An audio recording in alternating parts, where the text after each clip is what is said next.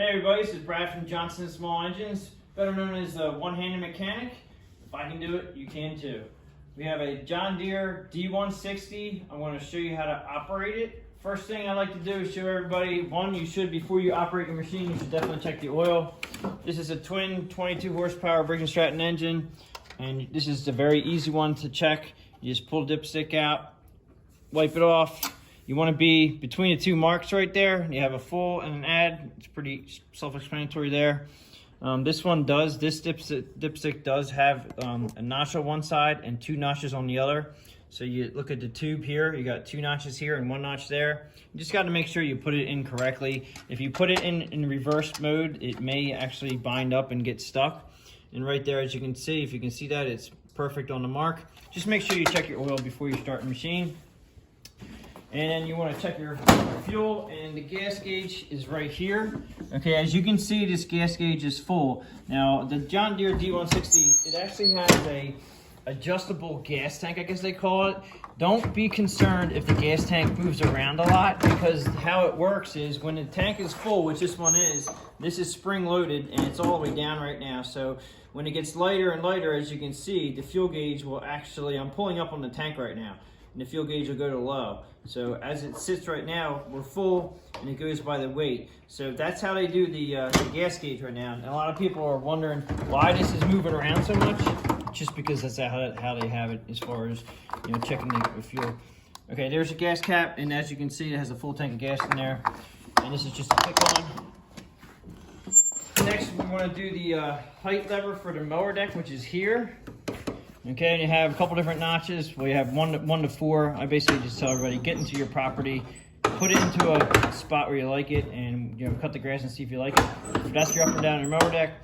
On this side here, we have, this is the brake / clutch, but it's better known as the brake on this one because it has a hydrostatically transmission on it, which you not really have a clutch on this, but it does disengage the transmission and also put the brake on when you use this. Have your parking brake here.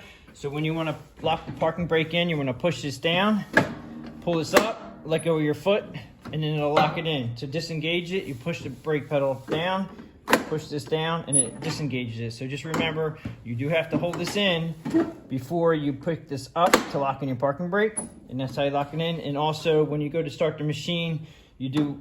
It's good to put it in the park and lock it in while you start the machine. I do, just for precautionary reasons.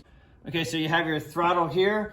You got turtle for slow, rabbit for fast. Over here, it says run and start. Okay, so when you take that all the way up, there's a little indentation right here, and that's actually run, and then all the way up is choke and start position. So once it starts, bring it down. I usually bring it down to about half throttle just to let it warm up a little bit, and then take it up to the full notch, and that's where you engage the mower deck. This right here, this button here is for a reverse.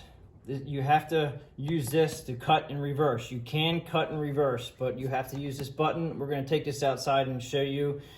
Have a nice hour meter up here for servicing the machine. This one's showing 147.3 hours. It's just nice for servicing the machine. You can tell how many hours you're on it between services. On this side here, you have your ignition switch and PTO switch. The PTO switch is your power takeoff for your mower deck, which engages your mower deck. All right, so you have stop, lights, this is ignition on, and this is crank. So when you start it up, you're gonna put it to the crank position, and it's gonna stay on this position here, which is the run mode. If you do wanna turn your lights on, you just have to take it from this mode to this mode here, right there. The lights will be on. As you can see, this one here will leave the lights on when the key is in the light on position, which means if you're not careful and you do not turn your ignition all the way off, you could drain your battery dead if you leave the lights on, but normally people will see the lights on. This knob right here is actually your cruise control. So we will show you outside on how to use the cruise control lever. We have two pedals here. These pedals are forward pedal and reverse pedal. It's a hydrostatically driven transmission. So when you want to go forward, you're just going to push it forward. When you want to go in reverse, you're going to push it reverse. And when you let go of the pedals, they should go into neutral position, which would stop the machine.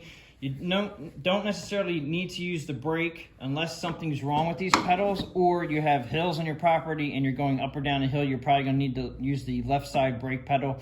But when you push these down, it moves you forward, and then when you let go, it'll bring it back to neutral, which will stop you. I'm going to go ahead and start the machine just so you can see how I start it. And basically it's up on choke position. My emergency brake is pressed in right now. And then we have the ignition over here when you turn it to crank and then bring it down off of choke position.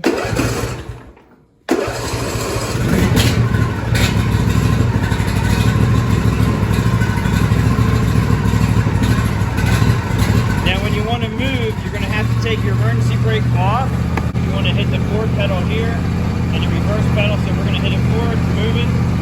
And then when you want to go in reverse, it's going to reverse. Now remember, every time you let go, it should bring it back to neutral, so it will stop. So normally you're not going to need to use your brake unless you have hills. Like I said, if it keeps rolling, just hit your brake and that will disengage everything. Okay? Now I'm going to take you outside and we're going to show you how to operate the PTO, which is the power takeoff for the mower deck, and how we can do the reverse and the cruise control in a minute. Okay, so we're outside. We have the engine running. I'm going to try to engage the mower deck just to show you how to cut and reverse, because you can go in reverse, but you can't cut and reverse with the mower deck on. So when I engage the mower deck, I'm not sure if you guys are going to be able to hear me, but I'm going to engage the mower deck. Okay, so when you want to cut and reverse, if I hit the reverse pedal right now, it's going to shut off. Okay, but if I hold this button in and then hit the reverse button, it'll cut reverse, and then you can let go of the button and it'll still stay cut and reverse. Once you move forward and then you want to cut the reverse again, if you just hit the reverse button, it will shut down. Now you will have to hit this button every time you go in reverse, and then you can let go, but you have to touch the button first. And then when you go forward again, you're going to have to touch the button again, down, hold reverse, and then you can cut reverse. Normally, you're not going to need this. Normally, you're not going to be cutting reverse very often, I guess that's why, but the reason why this is here is because of safety. I think somebody got injured or something going reverse with the mower deck on, so everyone has it now. And then the other thing I wanted to show you on the other side was the cruise control, which is here. So if you have a large property and you don't have a whole lot of turning or a whole lot of stops and going, you can just keep going.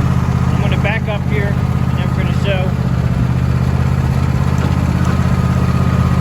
Put it into a medium speed here, and then you push up, let go of your foot, and then you're cruising. Now to stop that, you either touch the forward pedal, or you can hit the brake pedal to stop it. Now you cannot use the reverse pedal to stop the cruise control. It will not stop. Let me try this. I'll show this how this works. One more time. So cruise control is forward, lock it in, let go of the pedal. Now, reverse doesn't stop it, but if you tap on the forward pedal, it will stop it, and you can also tap on the brake, and it will stop it. Okay, so that's the cruise control.